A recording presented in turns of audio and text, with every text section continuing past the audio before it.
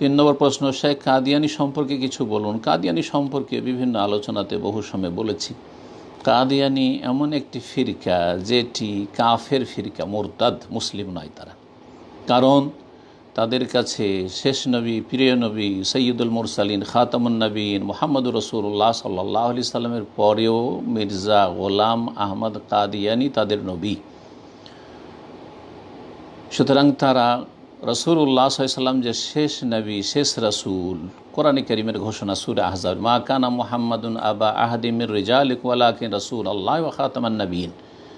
মুহাম্মদ সাল্লাল্লাহু আলাইহি সাল্লাম হচ্ছেন রাসূল, আল্লাহর রাসূল, ও খাতামুন নবীন এবং সর্বশেষ নবী, ও খতিমা বিন নবুয়াত, নবুয়াতের সমাপ্তি ঘটানো হয়েছে তার মাধ্যমে, রাসূলুল্লাহ সাল্লাল্লাহু আলাইহি ওয়াসাল্লাম বলেছেন। সুতরাং যেই ব্যক্তি এই ধারণা রাখবে যে রাসূলুল্লাহ সাল্লাল্লাহু পরে অন্য কোনো নবী আসতে পারে, সেটা যেইভাবে ব্যাখ্যা করুক না কেন, সেটা জিল্লি নবী বলুক, আকসি নবী বলুক, প্রতিচ্ছবি বলুক, যাই বলুক, এইসব মুরতাদরা তারা কাফের, মুরতাদ, মুসলিম নয়।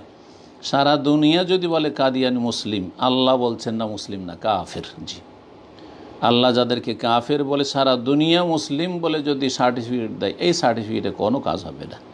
আর আল্লাহ যদি একা বলেন যে তুমি মুসলিম, সারা দুনিয়া যদি ফতোয়া দেয় সহিহ আকীদার আলেম ওলামাদের ওপর, মুনাফিক, কাফের আর কার দালাল, তাতে কোনো যায় আসে না।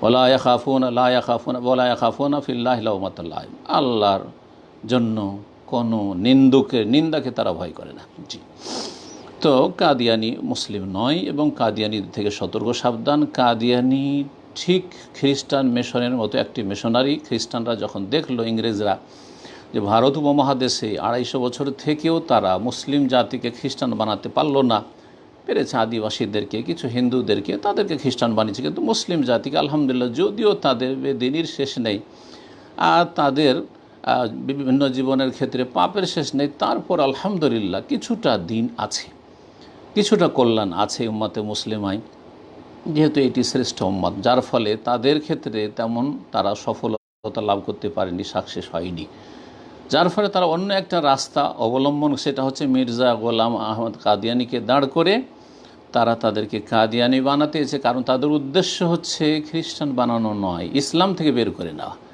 সেটা খ্রিস্টান বানানোর মাধ্যমে হইতে পারে, সেটা কাদিয়ানি বানানোর মাধ্যমে হইতে পারে, সেটা বেরলভী, আহমদ রেজা খান বেরলভীকে দাঁড় করে তা মাজার পূজারি বানিয়ে দিয়েও হইতে পারে, আর সেটা বেদিন নাস্তিক বানিয়ে দিয়েও হইতে পারে, নাস্তিক বানিয়ে দিয়ে হইতে পারে। সুতরাং আর এটি শুধু আমি বলছি না, তাদের একটি কনফারেন্স ছিল, সেই কনফারেন্সে ঘোষণা করেছিল যে আমরা মুসলিমদেরকে খ্রিস্টান বানিয়ে সম্মানিত করতে চাই না, বরং তাদেরকে তাদের ধর্ম থেকে বের করে দিতে চাই, তারপরে না এই ঘাটে থাকবে না ওই ঘাটে থাকবে। জি, এটি হচ্ছে খ্রিস্টান মিশনারি থিওরি। সুতরাং পশ্চিমা দেশে যারা বসবাস করছেন অথবা পশ্চিমা সভ্যতায় যারা ভেসে গেছেন, মুসলিম দেশে বসবাস করা সত্ত্বেও কাফেরদের পদে পদে অনুকরণ করছেন, সতর্ক সাবধান হয়ে যান। আপনাদেরকে লাঞ্ছিত দেখতে চাই কাফেররা, ইহুদি নাসারারা, আপনাদেরকে সম্মানিত দেখতে চাই না। সুতরাং সেটা কাদিয়ানি বানিয়ে হোক, সেটা বেরলভী মাজার পূজারি বানিয়ে হোক, আর সেটা নাস্তিক বিধর্মী মোনাফেক বানিয়ে হোক, ইসলাম থেকে বের করে দিয়ে হোক, এই সুযোগ কাফেরদেরকে দেবেন না, যদি জ্ঞানী মুসলিম হন। আল্লাহ রব্বুল আলামিন যেন তৌফিক দান করেন।